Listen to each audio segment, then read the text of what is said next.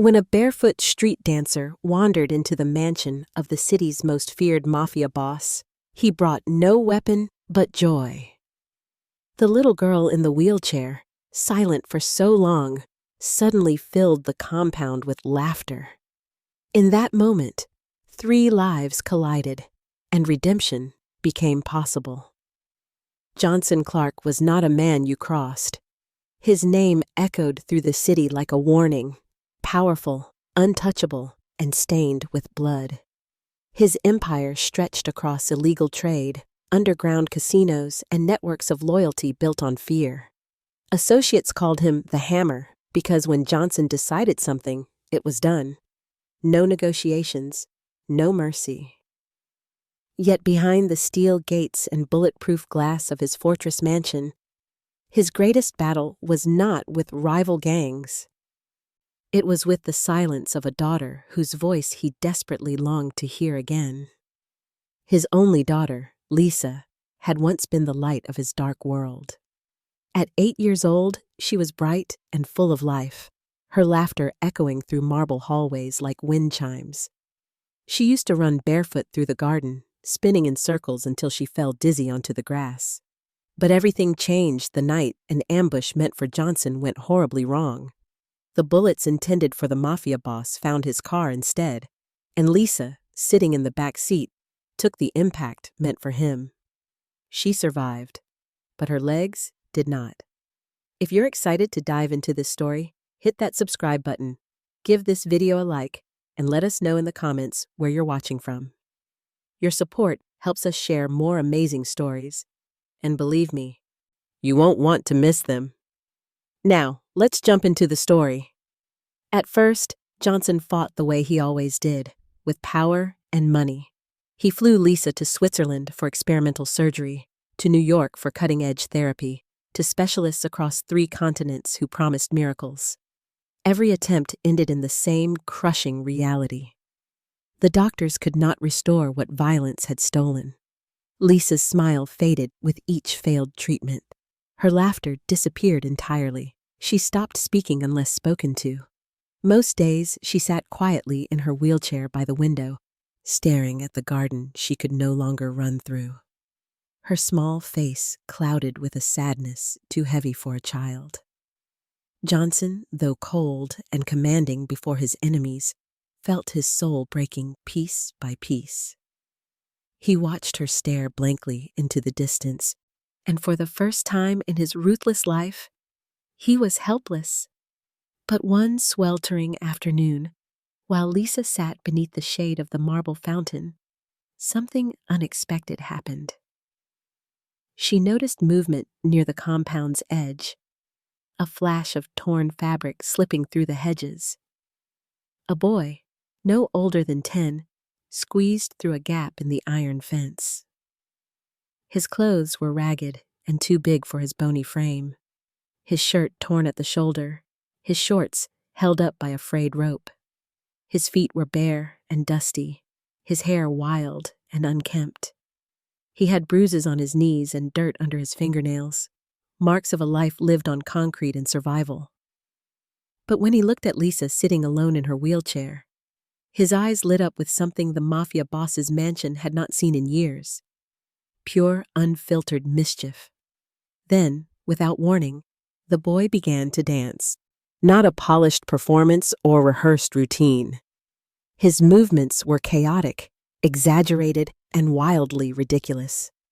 He swung his arms like windmills, hopped on one foot, spun in awkward circles, and pretended to trip over his own shadow. His face twisted into funny expressions, eyes crossed, tongue sticking out, cheeks puffed like a fish. At first, Lisa just blinked, confused. Then a small giggle escaped her lips. The boy noticed. He grinned wider and threw himself into the grass, rolling dramatically before popping back up like a jack-in-the-box. Lisa clapped her hands once, then twice, and then, like sunlight breaking through storm clouds, she laughed. It wasn't polite or hesitant. It was loud, uncontrolled, and utterly alive. A sound that rang across the compound like a bell no one thought would ever ring again. The boy spun faster. his joy feeding off hers, his movements growing wilder. Lisa's laughter grew louder, filling the garden, the courtyard, the mansion itself. Upstairs, standing behind the tinted glass of his office, Johnson Clark froze mid-sentence during a phone call. His heart stopped. That sound, his daughter's laughter, was something he thought he'd lost forever. His name was William Jose, though most people on the streets just called him the dancing boy. Nobody knew his full story because William never stayed in one place long enough to tell it. What people did know was that he had no home.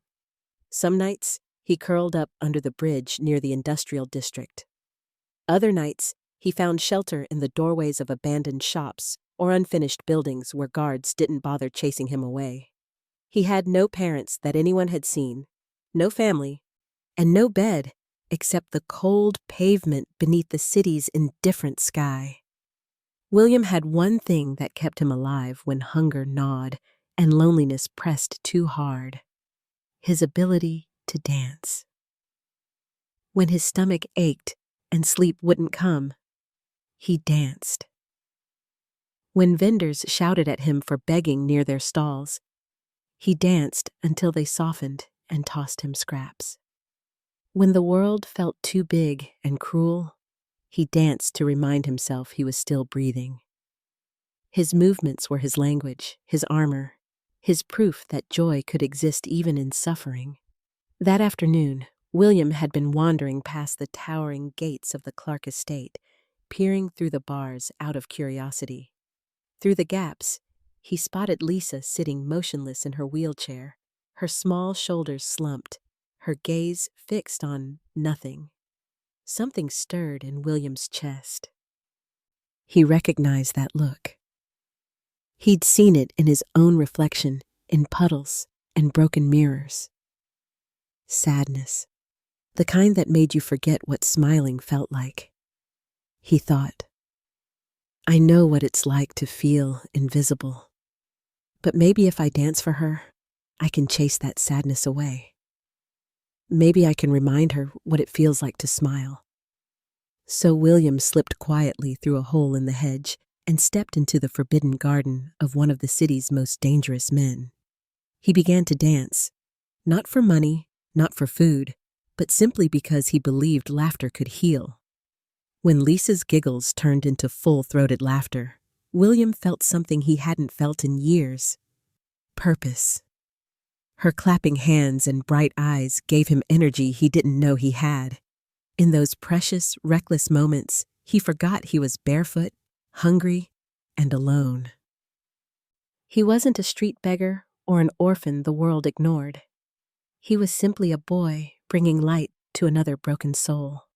And high above, watching through the window, the mafia boss who commanded fear across the city stood trembling.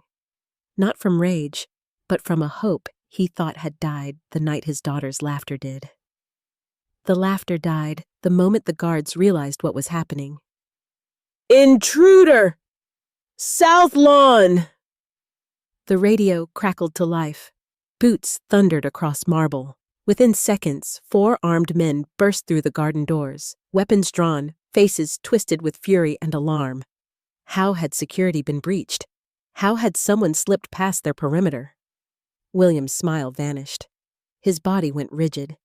He'd been so caught up in Lisa's joy that he'd forgotten where he was. Inside the fortress of a man whose enemies disappeared without a trace. The guards closed in fast, circling him like wolves. One grabbed his arm, yanking him backward. Another pointed a gun at his chest. On the ground, now! But before William could move, a sharp, desperate voice cut through the chaos. No! Don't hurt him! Lisa's scream echoed across the compound, raw and panicked. She leaned forward in her wheelchair, arms stretched out as if she could shield the boy from across the lawn. Tears streamed down her flushed cheeks. Please, he didn't do anything wrong. He was just dancing. The guards hesitated, glancing at each other, unsure. They'd never heard Lisa speak with such force. For years, she'd been silent, withdrawn, a ghost in her own home. And now she was screaming, For a street boy? Then the balcony doors swung open. Johnson Clark emerged from the shadows of his office, his presence sucking the air out of the garden. He descended the marble steps slowly, deliberately, each footfall heavy with authority. His tailored suit was immaculate, his expression unreadable, his eyes cold as winter stone. This was the man who negotiated with warlords and buried rivals. This was the Hammer. The guards parted immediately, creating a path. William stood frozen in the center, barefoot and small, his torn shirt clinging to his sweat-soaked skin. His chest heaved with shallow breaths, but his eyes, those wild, defiant eyes, didn't drop. He didn't beg. He didn't run. Johnson stopped 3 feet away, towering over the boy. For a long, suffocating moment, he said nothing. He simply studied William, the bruises on his shins, the rope holding up his shorts, the dirt caked under his fingernails, the scar across his forearm that looked like it had never been treated properly. The boy stared back, unflinching. "What's your name?" Johnson's voice was low, controlled, but edged with danger. "William, sir." His voice was soft but steady, no tremor, no fear. "You know who I am, William?" "Yes, sir." "Then you know what happens to people who trespass on my property." William swallowed, but didn't look away. "I wasn't stealing, sir. I didn't touch anything. I just wanted her to laugh." Johnson's jaw tightened. His hand twitched, a reflex honed over decades. His instinct screamed at him. Eliminate the threat, remove the variable, restore order. One word, and this boy would vanish. No one would ask questions. The streets swallowed children like him every day. But then he glanced at Lisa. Her face was flushed, her eyes bright and glistening with tears. Not of sadness, but of desperate hope. She clutched the armrests of her wheelchair, leaning forward as far as she could, silently pleading with him. For the first time in years, she looked alive. Johnson's rage faltered. He turned back to William, his gaze sharpening. He studied the boy's posture, the way he stood despite having every reason to crumble. The defiance in his eyes, the stubborn pride that refused to bow even in the face of death. It reminded Johnson of someone, himself. Before the money, before the blood, before power turned him into something he no longer recognized in the mirror. "You dance for money?" Johnson asked. "Sometimes, sir. When people give it." "You dance for food?" "When I'm lucky." "Then why here? Why her?" Johnson's voice dropped, quieter now, almost dangerous in its curiosity. "What do you want from us?" William blinked, confused by the question. He glanced at Lisa, then back at Johnson. "I don't want anything, sir. I saw her sitting alone. She looked sad. I know what that feels like. I thought if I danced, maybe she'd smile. That's all." The guards exchanged glances. No one moved. Johnson stared at the boy for what felt like an eternity. His mind calculated risks, assessed threats, weighed consequences. But beneath the cold logic, something else stirred, a memory of the man he used to be, before the world taught him that kindness was weakness. Finally, he spoke. "You want to dance, boy?" His voice was flat, impossible to read. "Then dance here again tomorrow. Same time, same place." The guards froze, disbelief flashing across their faces. William's eyes widened. "Sir, You heard me. Johnson's gaze didn't waver. But understand this. If you ever lie to me, if you ever take something that isn't yours, if you ever bring harm to this house or my daughter. He leaned in slightly, his voice dropping to a lethal whisper. You disappear. No second chances, no explanations. Do you understand? William nodded quickly. Yes, sir. I understand. Johnson straightened, his expression still unreadable. Then get out, and don't be late tomorrow. William didn't need to be told twice. He turned and sprinted toward the hedge, slipping through the gap like smoke. The guards watched him go, stunned into silence, their weapons still half raised. One of them, a grizzled veteran named Marcus, stepped forward cautiously. Boss, are you sure about this? Johnson didn't answer immediately. He stood there, hands in his pockets, staring at the spot where the boy had disappeared. Then he heard it, soft, barely audible over the hum of the city beyond the walls. Lisa was laughing again, quietly, to herself, as if replaying the memory of William's ridiculous dance in her mind. Johnson closed his eyes briefly. When he opened them, his voice was firm. If anyone touches that boy, they answer to me. Marcus nodded slowly. Understood, boss. Johnson turned and walked back toward the mansion. As he climbed the marble steps, he realized something that shook him more than any ambush or betrayal ever had. That sound, his daughter's laughter, ached in his chest in a way bullets never could. William didn't return to a home that night. He returned to a hollow beneath the collapsed West Side Bridge, where rusted metal beams twisted toward the sky like broken bones, and the city's forgotten gathered in the shadows. His room was a corner shielded by chunks of fallen concrete, just wide enough for his small body to curl into. An old tarp, scavenged from a construction site, served as his blanket. A flattened cardboard box was his mattress. At night, rats scurried past, and the sounds of distant traffic hummed overhead like a mechanical lullaby.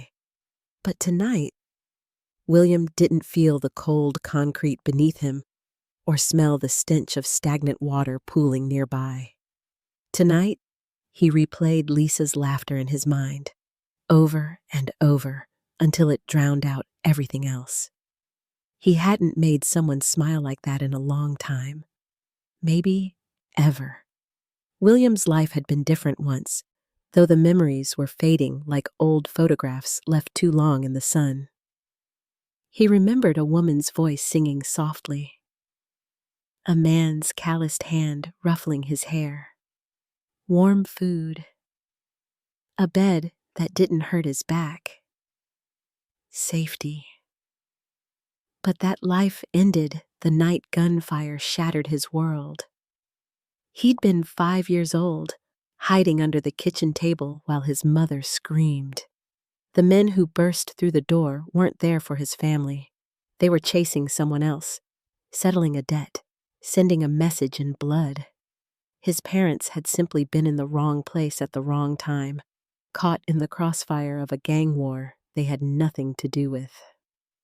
William remembered the silence that followed, the red spreading across the floor. Strangers dragging him out, their voices muffled and distant.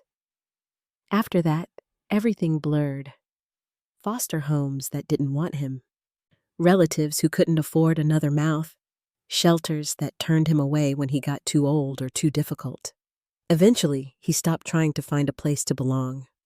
The streets became his home, and dancing became his survival. Because when hunger clawed at his stomach so fiercely he couldn't sleep, dancing made him forget. When fear crept in during the cold, lonely nights, dancing reminded him he was still alive. When the world treated him like he was invisible, dancing made him seen. His moves were his shield, his language, his proof that joy could exist even when everything else had been stripped away. And now, he had a reason to dance that felt bigger than survival.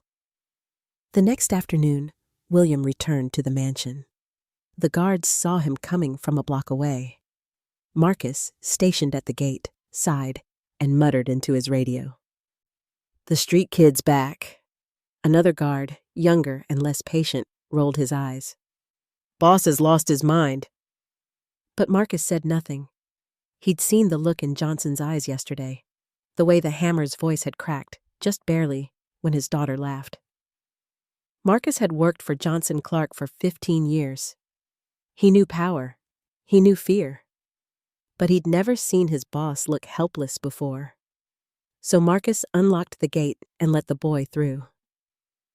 William slipped into the garden, his bare feet silent against the stone path. And there she was, Lisa, already waiting in her wheelchair beneath the fountain, her face glowing with anticipation. When she saw him, she clapped her hands together and grinned. "You came back!" William grinned in return. "I told you I would." And then, without another word, he began to dance. Days turned into weeks. Every afternoon, like clockwork, William arrived at the mansion gates. The guards stopped questioning it. Some even smirked when he passed, shaking their heads at the absurdity of it all. But Lisa lived for those hours. William turned his pain into performance, spinning and leaping, pretending to trip over invisible obstacles just to hear her giggle. He exaggerated every stumble, every twist, every ridiculous face. He became a clown, a jester, a living burst of color in her gray world. And slowly, impossibly, something began to change. One afternoon, as William danced, Lisa's fingers twitched. Just slightly. She didn't notice at first, too focused on his antics, but William saw it. He danced harder, wilder, encouraging her without words. The next day, her fingers moved again. This time, more deliberately. She reached out, trying to clap along with his rhythm. "That's it!" William shouted, spinning in celebration. "Keep going!" Lisa laughed, her hands coming together in awkward, jerky claps. But they were claps nonetheless. A week later, her wrists started moving. She lifted her arms higher, waving at him as he performed. The doctors had said it was impossible, that the damage was permanent. But here she was, moving parts of her body that had been frozen for years. Johnson watched from behind the blinds of his study, his face hidden in shadow. Every afternoon, he stood there, silent, motionless, observing the boy who had done what no surgeon, no therapist, no amount of money could accomplish. He watched his daughter's face light up. He watched her arms move, her fingers reach, her voice grow stronger with each passing day. And he watched William, this ragged, fearless boy who danced like his life depended on it. Because, Johnson realized, it probably did. One evening, as the sun dipped below the skyline and William prepared to leave, Johnson whispered something he hadn't said in years. It wasn't a prayer to God. Johnson had stopped believing in divine mercy a long time ago. But it was a plea nonetheless, spoken to whatever force had kept that boy alive long enough to stumble into his daughter's life. "Don't take him away," he murmured, his voice barely audible. "Not yet. Not before she's whole again." Outside, William waved goodbye to Lisa, his grin wide despite the hunger gnawing at his belly. He didn't know that the man watching from the window was the same man whose soldiers had stolen his parents. He didn't know that the mansion he danced in was built on the same blood that had orphaned him. He only knew that when Lisa smiled, the world felt a little less cruel. And for now, that was enough. The first time Johnson ordered the kitchen to feed William, the chef thought he'd misheard. "Sir?" Chef Emmanuel stood in the doorway of Johnson's study, eyebrows raised in confusion. Johnson didn't look up from the documents spread across his desk. "The boy who comes to dance for Lisa. Before he leaves each day, make sure he's fed. Something substantial, not scraps. Emmanuel hesitated. The street boy, sir? Do I stutter, Emmanuel? No, sir, of course not. The chef backed out quickly, shaking his head in disbelief. But the next afternoon, when William prepared to slip back through the hedge, one of the house staff intercepted him. Wait! Boss's orders! William froze, panic flickering across his face. Had he done something wrong? Was this the end? Instead, the man led him to the kitchen, where a plate of jollof rice, grilled chicken, and fried plantains waited. Still steaming, still fresh. William stared at it like it might disappear if he blinked. Eat, the staff member said, not unkindly. All of it. William's hands trembled as he picked up the fork. He ate slowly at first, then faster, shoveling food into his mouth like he was afraid someone would snatch it away. He couldn't remember the last time he'd tasted something this good, this real. When he finished, he wiped his mouth with the back of his hand and whispered, "Thank you." The staff member only shrugged. "Don't thank me. Thank the boss." From that day forward, William never left the mansion hungry. Johnson began appearing in the garden. At first, he stood at a distance, on the balcony or behind a marble column, watching silently as William performed. But gradually, he moved closer. One day, he stood at the edge of the lawn. Another day, he sat on the stone bench near the fountain. Lisa noticed immediately. "Daddy!" she called out, beaming. "Watch this! William's going to do the funny fall." Johnson nodded, his expression unreadable. But his eyes followed every movement, the boy's exaggerated spins, the ridiculous faces, the way he transformed poverty and hunger into something that looked like freedom. The guards noticed too, and they whispered, "Boss is spending too much time with the street kid. Never seen him like this. He's distracted." Clark's going soft. The whispers spread beyond the mansion walls. In the back rooms of rival operations, over drinks in smoky lounges, the word traveled fast. Johnson Clark is losing his edge. His daughter's got him wrapped around her finger. A homeless boy's dancing in his compound, and he's allowing it? The hammer's rusting. One rival boss, a man named Victor Isan, who'd been circling Johnson's territory for years, leaned back in his chair and smiled. "Weakness," he muttered to his second-in-command. "Finally, the great Johnson Clark shows weakness. We move soon." But inside the mansion, Johnson was blind to the storm gathering around him. For the first time in years, he was focused on something other than power. He was watching his daughter come back to life. The doctors were baffled. Lisa's physiotherapist, Dr. Adeyemi, stood in Johnson's study, flipping through pages of test results with a perplexed expression. "I don't understand it, Mr. Clark. Her muscle tone is improving. Her reflexes are stronger. She's regaining mobility in her upper body at a rate that, frankly, shouldn't be possible given her condition."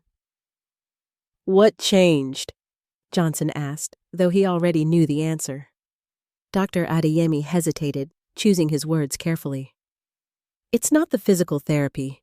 We've been doing the same exercises for years with minimal progress. This is something else. Something emotional." "Emotional," Johnson repeated flatly. "Yes, the mind and body are connected in ways we don't fully understand. If Lisa has found a reason to fight, something that motivates her, that gives her hope, then her body is responding. It's called emotional motivation. It's rare, but it happens." Johnson nodded slowly, his gaze drifting toward the window where he could see William spinning wildly on the lawn below, Lisa clapping and laughing in her wheelchair. I see, Johnson said quietly. Dr. Adeyemi followed his gaze. Is that? Yes. The doctor frowned, clearly wanting to say something, but thought better of it. Whatever you're doing, Mr. Clark, keep doing it. She's improving. That's all that matters. After the doctor left, Johnson sat alone in his study for a long time, staring at the boy who danced with torn clothes but an unbroken spirit. One evening, as the sun bled orange across the sky, Johnson found himself sitting on the garden bench while William caught his breath after an especially energetic performance. Lisa had been taken inside for her evening routine, leaving the two of them alone. William wiped sweat from his forehead, his chest still heaving.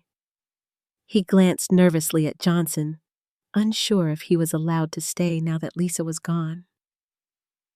Why do you do it? Johnson asked suddenly. William blinked. Sir? Why do you come here every day? Why do you dance for her? The boy thought about it, staring at his bare feet. When he finally spoke, his voice was soft but honest. When I dance for her, it feels like I'm alive again, like I'm not just surviving, like I matter. Johnson's chest tightened. He'd heard men beg for their lives. He'd heard rivals swear loyalty through gritted teeth, but he'd never heard something as raw and true as what this boy had just said. You do matter, Johnson said quietly, his voice rough. You keep her alive too. William looked up, surprised. For a moment, their eyes met, the mafia boss and the street boy, two people from opposite worlds, connected by the fragile thread of a little girl's laughter. Johnson stood, brushing off his suit. Eat before you go. Emmanuel made extra tonight. William nodded, still stunned. Thank you, sir. As Johnson walked back toward the mansion, he felt something shift inside him, a crack in the armor he'd spent decades building. It scared him more than any rival or ambush ever had. Because for the first time in years, Johnson Clark wasn't just a mafia boss. He was becoming a father again. And he didn't know if the world would let him keep both. Vince had been with Johnson for 12 years. He'd buried bodies, silenced witnesses, and taken bullets meant for his boss. Loyalty wasn't just a word to him, it was religion, which is why, when he finally spoke up, Johnson knew it wasn't out of malice, it was out of fear. Boss, we need to talk. Vince stood in the doorway of Johnson's study, his massive frame blocking the light from the hallway. His scarred face was grim. Johnson didn't look up from the financial reports spread before him. Then talk. Vince stepped inside and closed the door. It's about the boy. Johnson's pen stopped moving. What about him? Vince shifted his weight, choosing his words carefully. The men are talking. They don't understand why you're letting a street rat run around the compound every day. It doesn't look good, boss. It looks soft. Soft? Johnson set down his pen slowly, his voice dangerously quiet. You think I'm soft, Vince? No, sir, but others do. And worse, our enemies do. Vince stepped closer, his tone urgent now. Victor Isan's crew has been sniffing around our territory. They're watching us, testing our lines, and they're talking about you, about the boy, about Lisa. Johnson's jaw tightened. They see weakness, boss. A crippled daughter. A homeless kid you've gotten attached to. They think you're distracted, vulnerable. Vince leaned forward, his voice dropping. That street rat could be a spy. A plant. Someone sent to gather information, to get close to you through your daughter. Have you considered that? Johnson stared at Vince for a long moment. Then he stood, walking to the window that overlooked the garden. Below, William was spinning in circles while Lisa clapped, her face bright with joy. "That boy," Johnson said quietly, "is not a spy." "How do you know?" "Because I've looked into his eyes, Vince. I've watched him. No one fakes that kind of innocence." "With all due respect, boss, you've said that before, about people who betrayed you." Johnson's hands curled into fists behind his back. "Are you questioning my judgment?" "I'm trying to protect you." Vince's voice was firm but not disrespectful. "That's my job. And right now, you're making decisions with your heart instead of your head. That's not like you. And people are noticing." The silence stretched between them, heavy and tense. Finally, Johnson turned. "I hear you, Vince, but the boy stays. Tell the men if they have a problem with it, they can bring it to me directly." Vince's expression darkened, but he nodded. "Yes, sir." As he left, Johnson returned to the window, watching William dance. Deep down, beneath the certainty he'd projected, a seed of doubt had been planted. What if Vince was right? Across the city, in a dimly lit office that reeked of cigar smoke and expensive cologne, Victor Isan studied a photograph pinned to a corkboard. It showed William entering the Clark mansion, smiling while guards stood aside. "Look at this," Victor said, tapping the photo with a manicured finger. "The great Johnson Clark, brought low by a crippled daughter and a stray boy." His second in command, a wiry man named Tunde, leaned over the desk. "He's gotten sloppy, sentimental." "Sentimental men make mistakes." Victor smiled, a cold, predatory grin. "And mistakes create opportunities. If we hit him now, hard and fast, he won't see it coming. He's too busy playing father." "What's the target?" Tunde asked. Victor stubbed out his cigar. "Everything. His warehouses, his supply lines, his men. We bleed him until he has no choice but to come to the table. And when he does, we take his territory." "And the girl? The boy?" Victor's smile widened. "Leverage, the best kind." The call came just as the sun dipped below the horizon, painting the sky in shades of blood orange. Johnson was standing on the balcony, watching William and Lisa below. The boy was teaching her a clapping rhythm, and her laughter rang out clear and pure. For a moment, Johnson allowed himself to believe that maybe, just maybe, this peace could last. Then his phone buzzed. He glanced at the screen. Marcus.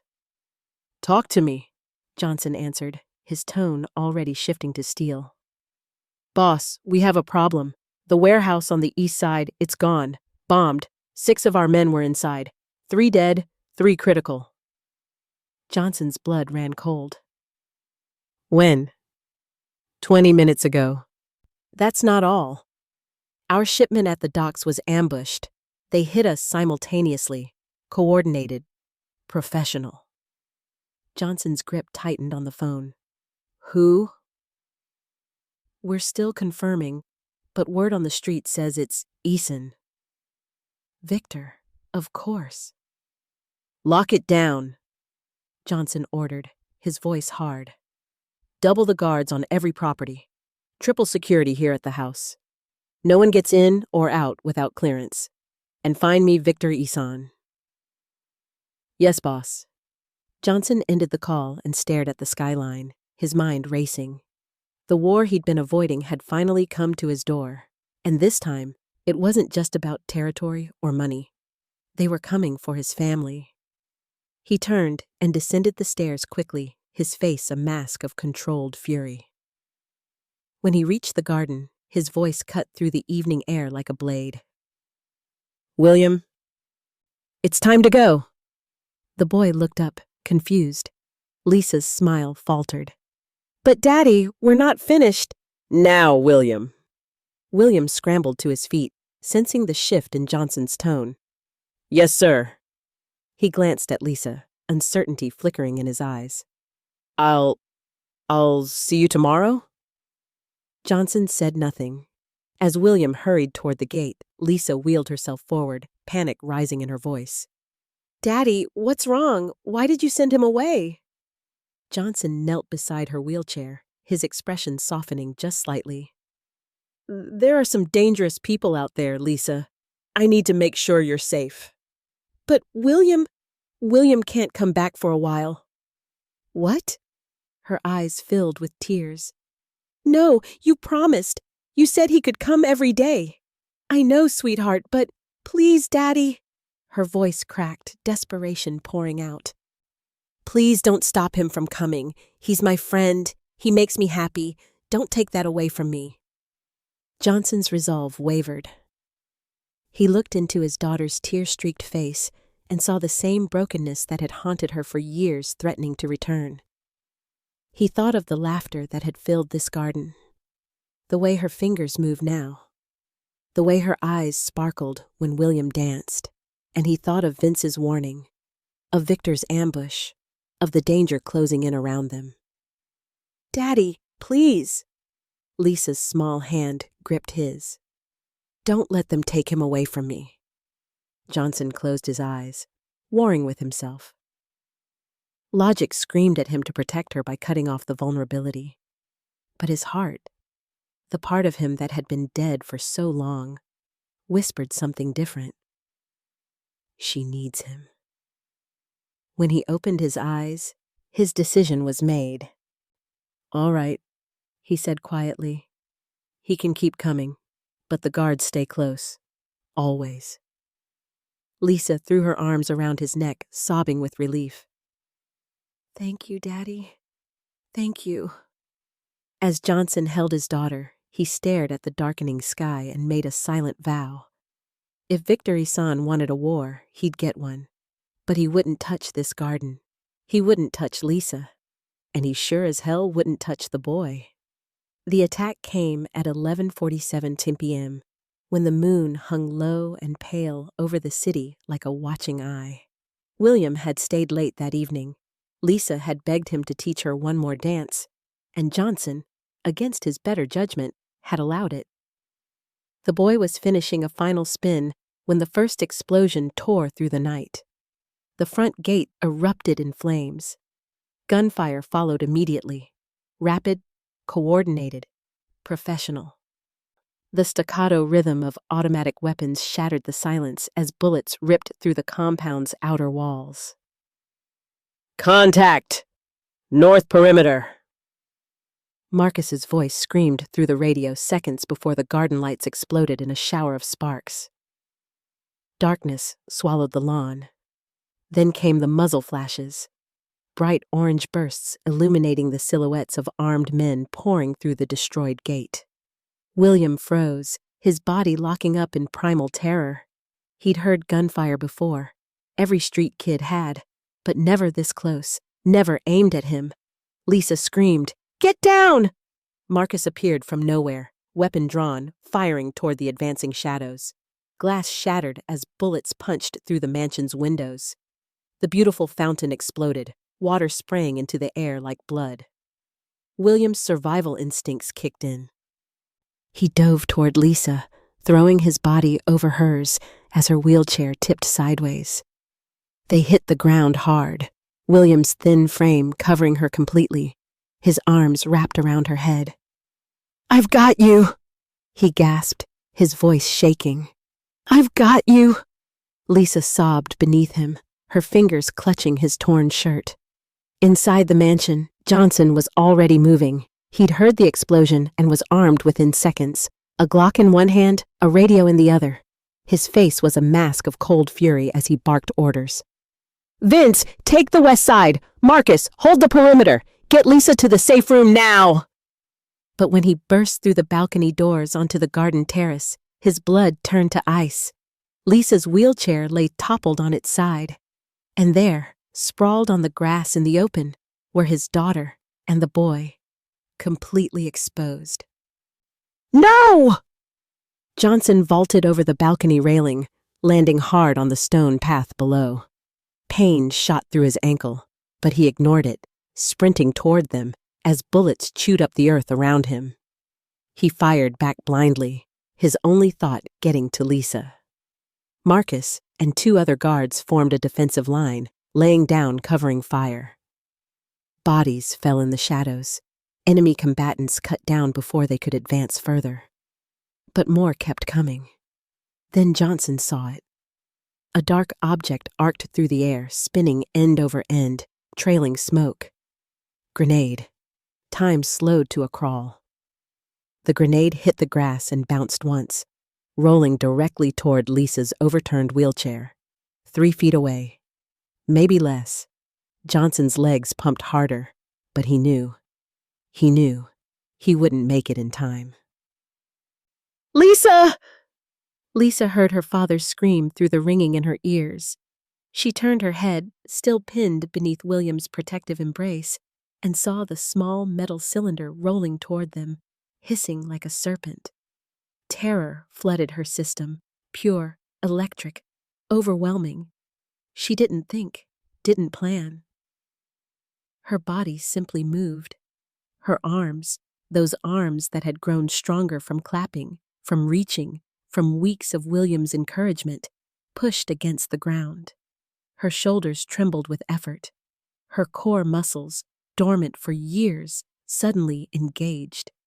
William felt her moving beneath him and tried to hold her down. "Don't. Stay still." But Lisa wasn't listening. Her legs, those useless, paralyzed legs that doctors said would never work again, began to quiver. Not much, just a tremor at first, then a shake. Then, in a moment that seemed to stretch into eternity, Lisa Clark pushed herself upward. Her arms straightened, her torso lifted, and then, impossibly, miraculously, her legs shifted beneath her weight. She stood.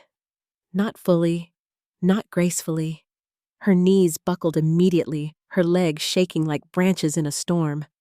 But for 3 heartbeats, Lisa Clark was on her feet, and she screamed, "Daddy!" Johnson saw his daughter rise from the ground like something from a dream or a nightmare. Her small frame silhouetted against the flames consuming the east wing. Her voice, raw with terror and effort, cutting through the chaos.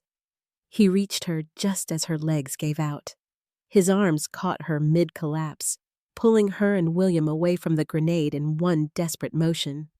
He twisted his body, shielding them both as the explosion erupted behind him. The blast wave hit like a freight train.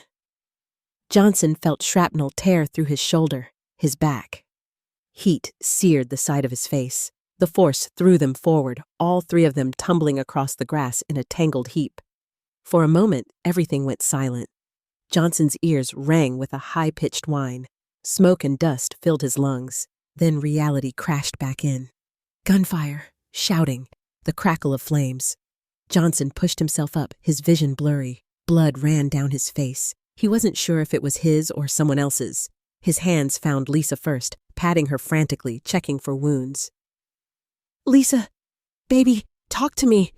She coughed, gasping for air, but she was breathing. Alive. William groaned beside them, clutching his arm.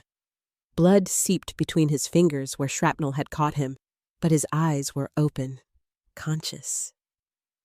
Johnson pulled them both against his chest, his body still shielding them as bullets continued to fly overhead. Marcus and the guards had pushed the attackers back toward the perimeter, but the fight wasn't over. Lisa trembled violently in his arms, shock setting in. But she turned her face up toward her father, tears streaming through the dirt and ash coating her cheeks. "Daddy," she whispered, her voice small and broken. "I stood up. Did you see? I stood up." Johnson's throat closed. He couldn't speak, couldn't breathe. The mansion was burning. His men were dying. His empire was under siege. But the girl who couldn't walk had just stood. She had stood. And in that moment, amid the blood and fire and chaos, Johnson Clark wept. He pressed his forehead against his daughter's, his tears mixing with the ash on her face. "I saw, baby. I saw!" William, still clutching his wounded arm, looked up at Johnson with wide, terrified eyes. "Is she okay? Please, is she okay?" Johnson reached out with one blood-soaked hand and gripped the boy's shoulder. "She's alive. You both are. You saved her." In the distance, sirens wailed. Backup was coming. The attackers were retreating, melting back into the night like shadows. But as Johnson held his daughter and the boy who'd protected her, he realized something that shook him more than any ambush ever could. This war had just become personal, and Victor Hassan had made the worst mistake of his life. The interrogation room in Johnson's basement was a place where truth came violently and quickly. Concrete walls, a single chair bolted to the floor, a drain in the center, because sometimes truth was messy. The captured attacker sat slumped in the chair, his face already swollen from Vince's preliminary questioning. His name was Kofi, a low-level enforcer from Victor Hassan's crew. He'd been stupid enough to get caught trying to scale the compound wall during the retreat. Now he was going to pay for that mistake. Johnson stood in the shadows, his shoulder bandaged, his face cleaned of blood, but still bearing the marks of the explosion. He'd left Lisa upstairs with the doctor, sedated and sleeping. William was in the guest room, his arms stitched and wrapped, also unconscious from exhaustion and shock. The mansion still smelled of smoke. "Talk!" Vince growled, circling Kofi like a predator. "Who planned the attack?" Kofi spat blood onto the floor. "You already know. Victor sent us." "Why now?" Johnson stepped forward, his voice cold and measured. "What made him think he could touch my home?" Kofi laughed, a wet, bitter sound. "Because you went soft, Clark. Everyone sees it. You let some street rat dance around your compound like you're running a charity. You're not the man you used to be." Vince's fist connected with Kofi's jaw, snapping his head sideways. "Watch your mouth." But Johnson held up a hand, stopping Vince. "The street rat. You mean the boy?" Kofi sneered through broken teeth. "Yeah, the dancing beggar. Victor said you're so distracted by your crippled daughter and her little pet that you wouldn't see us coming. Guess he was right." Johnson's expression didn't change, but inside, rage coiled tight. "What else did Victor say about the boy?" "Nothing, just that it was pathetic. A man like you, brought low by—" "Did he know who the boy was?" Johnson's voice cut through like a blade. "Did he know anything about his background?" Kofi blinked, confused by the question. "What? No, why would he? He's just some random street kid, nobody." Johnson stared at Kofi for a long moment. Then he turned to Vince. "Find out everything about William Jose, where he came from, who his parents were. Everything." Vince frowned. "Boss, why does it just do it?" It took 3 hours. 3 hours of calling in favors, pulling old police reports, bribing clerks at the city morgue, and cross-referencing incident reports from years past. Vince worked the phones while Marcus dug through archives on the computer. Johnson sat alone in his study, a glass of whiskey untouched on his desk, staring at nothing. When Vince finally entered, his face was pale. He carried a thin manila folder like it weighed 1,000 pounds. "Boss," Vince said quietly, closing the door behind him. "You're not going to want to hear this." Johnson didn't move. "Tell me." Vince opened the folder, pulling out a faded police report dated 7 years ago. William Jose. Born William Adebayo Jose. Parents, Michael and Grace Jose. They lived in a small apartment in the Morocco district. Johnson's hand tightened on the armrest. 7 years ago, your organization was at war with the Taiwo gang over territory in that area. You ordered a hit on an apartment building where Taiwo's informants were supposedly hiding. It was supposed to be a quick strike. Eliminate the witnesses, send a message. Vince's voice grew quieter. But the intel was bad. The informants had already moved. The apartment you hit belonged to a civilian couple, Michael and Grace Jose. They were both killed in the crossfire, 9mm rounds, execution style, according to the coroner's report. Johnson's world tilted. Their son, 5 years old at the time, survived. He was hiding under the kitchen table. Child Services took him in, but he ran away from foster care 6 months later. After that, Vince trailed off. He disappeared into the streets. Until now. The folder slipped from Vince's hand and fell to the desk. A photograph slid out, a family portrait, worn and creased. A young couple smiling at the camera, and between them, a small boy with bright, mischievous eyes. William. Johnson picked up the photograph with trembling hands.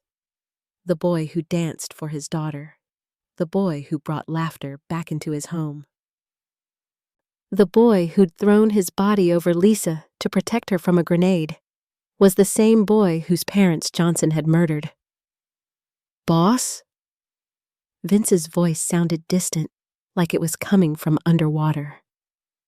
Johnson couldn't breathe. The walls of his study seemed to close in. The photograph shook in his hands. He'd spent 7 years building an empire on blood and fear. He'd justified every death, every act of violence as necessary. Collateral damage. The cost of power. But this was the cost staring him in the face with William's innocent eyes. Does he know? Johnson's voice was barely a whisper. I don't think so, boss. He was 5. Traumatized. If he remembers anything, it's probably fragments. Nightmares. Johnson stood abruptly, the chair scraping against the floor. He walked to the window, his back to Vince, his shoulders rigid. Get out. Boss. Get out. Vince hesitated, then quietly left, closing the door behind him. Alone, Johnson Clark, the hammer, the man who'd never flinched at violence, pressed his forehead against the cold glass and shattered.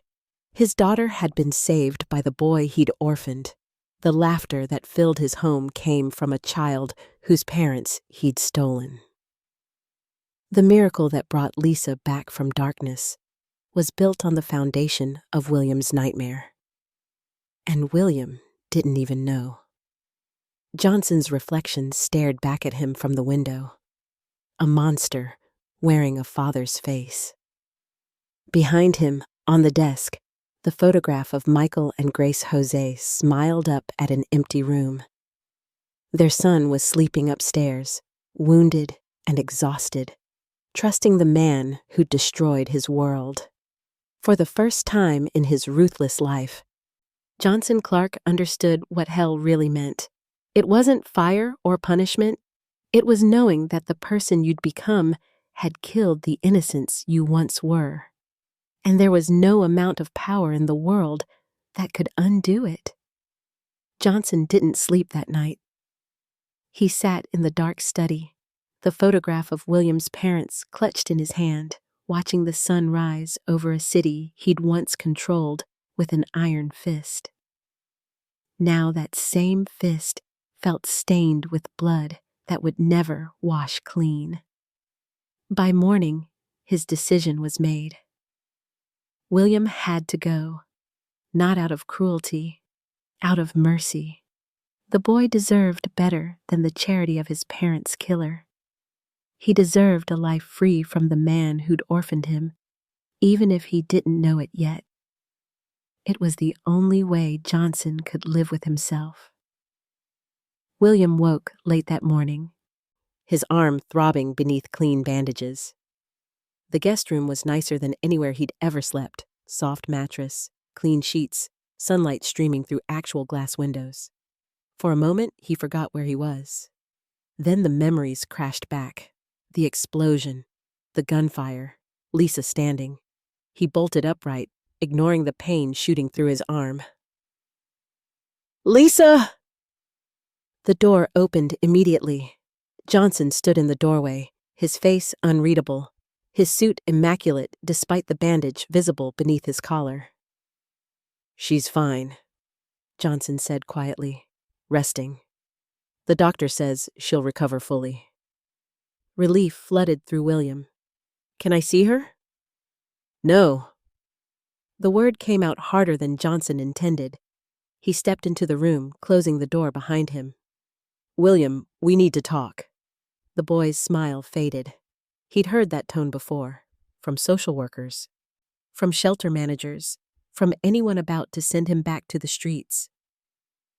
"What's wrong?" William asked, his voice small. Johnson struggled to find words. How did you tell a child that you were the reason his world had ended? That every moment of suffering he'd endured was because of your orders?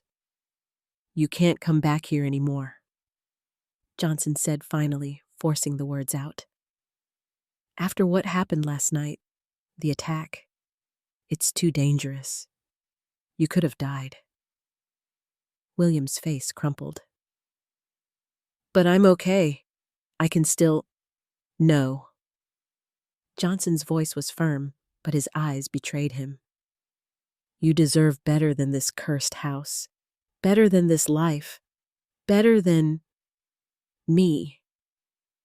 "I don't understand." William stood, his legs unsteady. "Did I do something wrong?" "No. You did everything right." Johnson's throat tightened. "Which is exactly why you need to leave. I've arranged for a place at a boarding school. Clean bed, regular meals, education. Everything you need. You'll be safe there." "But what about Lisa?" William's voice cracked. "She needs me. I can't just—" "Lisa will be fine." "No, she won't." Tears welled in William's eyes. "You saw her last night. She stood up because she wanted to save us. She's getting better because—" "Because she's strong," Johnson interrupted, his own voice breaking. "She doesn't need you." The words hung in the air like poison. William stared at him, tears streaming down his cheeks. "You're lying." Before Johnson could respond, the door burst open. Lisa wheeled herself in, her face flushed with fury and desperation. She must have heard everything from the hallway. "Daddy, no!" she sobbed, wheeling straight to William and grabbing his hand. "You can't send him away! He's my friend! He saved my life!" "Lisa, sweetheart." "No!" Her scream echoed through the mansion.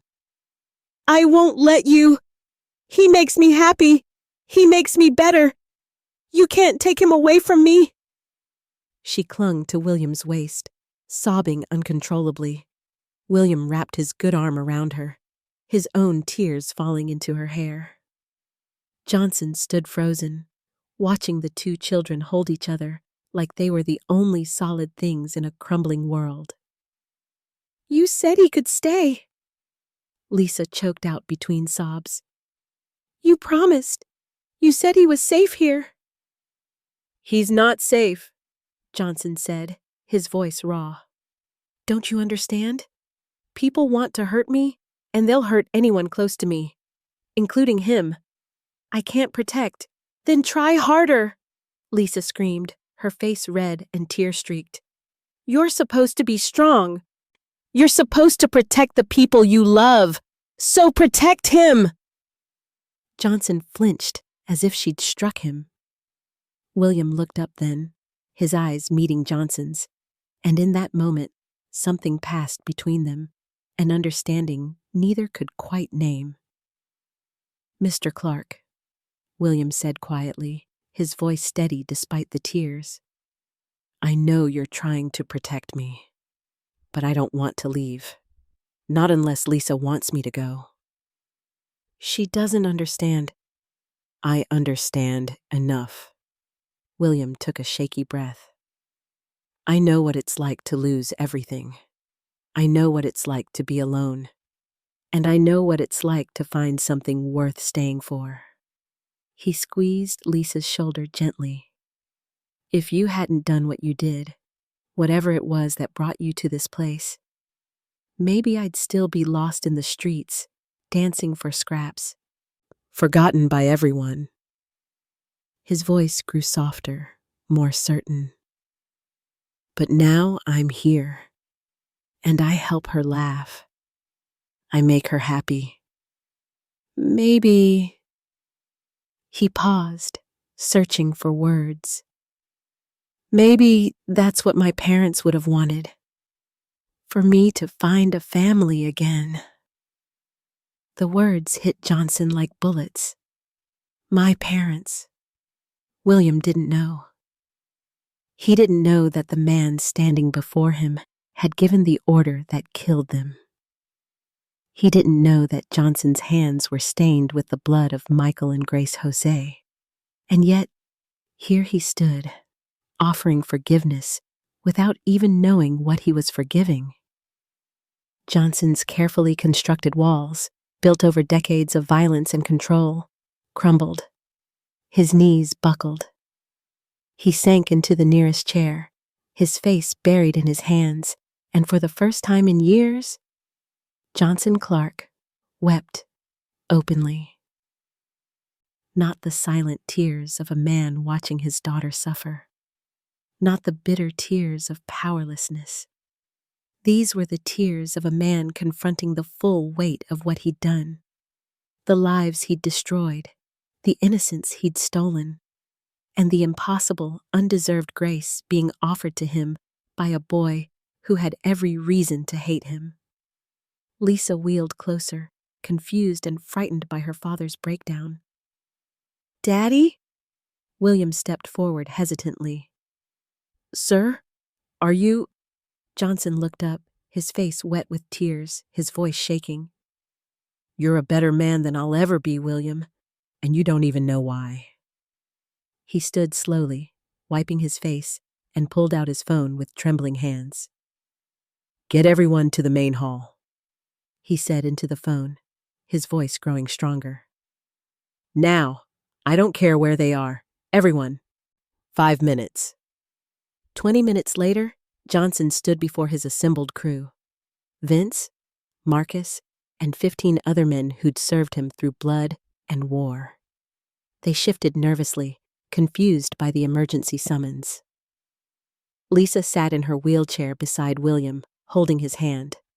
Johnson looked at each of his men, then spoke with absolute authority. "This boy stays. He's part of this family now. My family." His voice cut through the room like steel.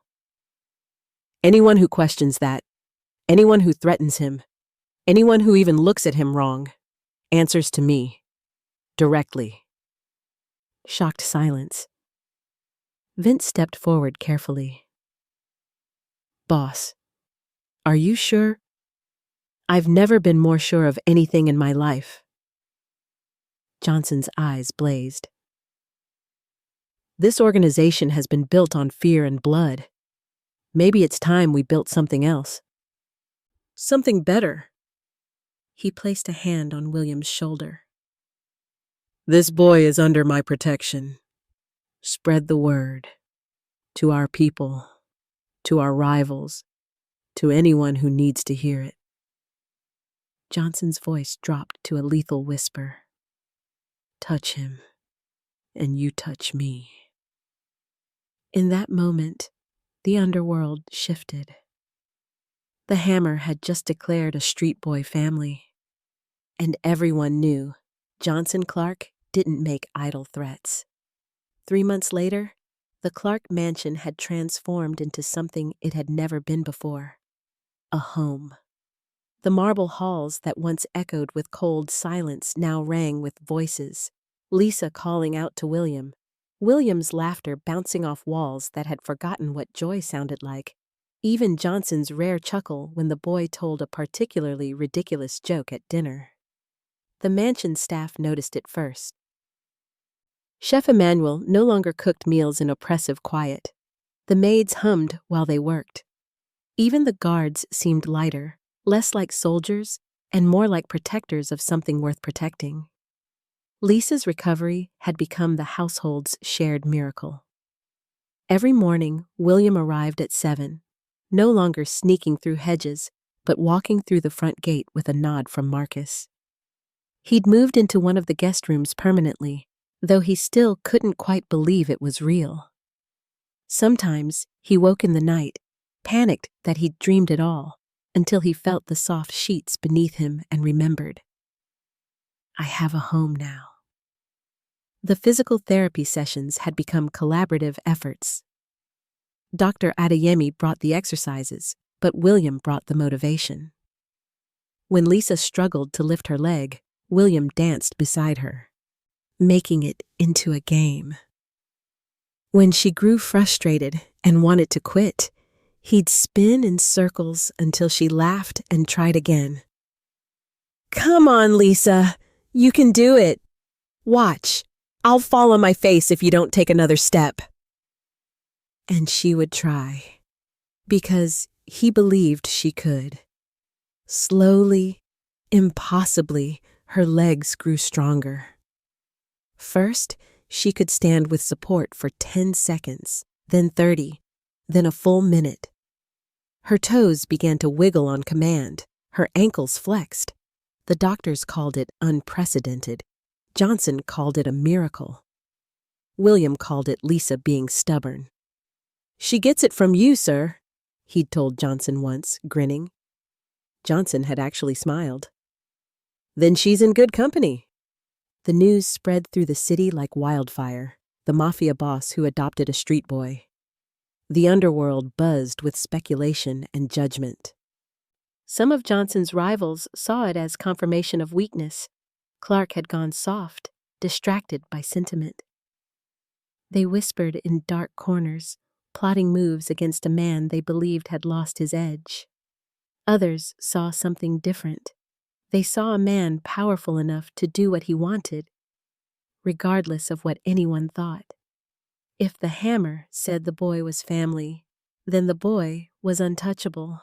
End of discussion. The city's tabloids had a field day. Headlines screamed across newsstands. Crime boss turns father, Johnson Clark's redemption arc? From streets to silk sheets, the boy who danced into a mafia mansion. Clark's weakness or his greatest power move? Some praised him as a man capable of change. Others mocked him as a sentimentalist who'd forgotten what built his empire. Johnson read none of it. He didn't care what they thought anymore. For the first time in his life, his legacy wasn't measured in territory controlled or enemies eliminated. It was measured in a little girl's footsteps. One evening, as the sun began its descent, painting the sky in shades of amber and gold, Johnson stood on the marble steps overlooking the garden, the same spot where, months ago, he'd watched his daughter laugh for the first time in years. Back then, he'd been a statue carved from stone and rage, untouchable, unfeeling. Now, as he watched William and Lisa on the lawn below, he felt everything. Okay, Lisa, today's the day, William announced dramatically, positioning himself a few feet in front of her wheelchair. 3 steps, that's all. 3 steps, and I'll do the most ridiculous dance you've ever seen. Lisa gripped the armrests of her wheelchair, her face set with determination. Dr. Adeyemi stood nearby, ready to catch her if she fell, but staying back, letting her try. You promise? Lisa asked, her voice steady despite her nervousness. Cross my heart! William drew an X over his chest. The most embarrassing, most ridiculous, most absolutely stupid dance in history. Lisa took a deep breath.